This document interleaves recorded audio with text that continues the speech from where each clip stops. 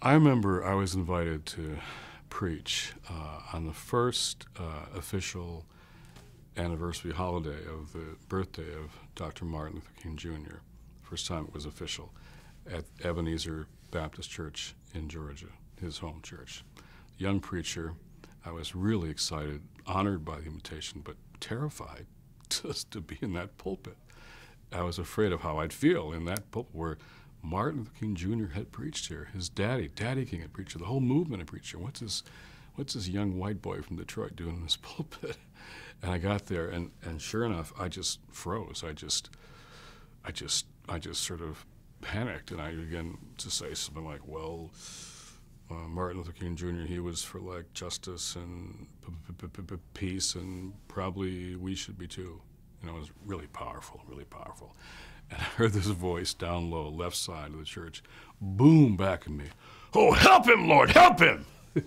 Come on, young man, you're supposed to preach! And so I began to preach a little bit. Oh, you're not there yet, you're not there yet! He was the amen corner of Ebenezer Baptist Church, and he mercied me, and he wailed me, and he amened me until I was stomping and strutting and preaching and sweating, and I was just preached my heart out.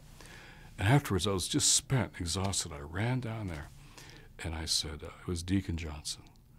He stood up tall. He's passed now. He's passed now. But he said, I said, you just pulled that sermon out of me. You just pulled it out of me. He put his hands on my shoulders and says, it's okay, young man. I've raised up many a preacher in my time.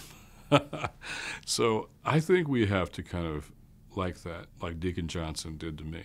You gotta pull the best sermons out of our preachers. Sometimes it's the congregation's responsibility. I love the Black church notion of call and response. You know, that's why I love best to preach in Black churches. You know, you're preaching and the congregation just starts pulling out of you.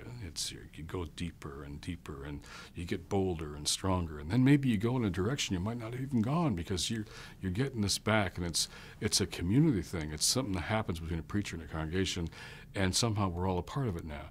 And we have to pull out the best stuff from our young preachers. We have to say, it's in you, come on, man, it's in you, come on, sister, it's in you, come on, pull it out, now pull it out. Be bold, don't be afraid. Preach it, say it, amen, mercy, come on, say it.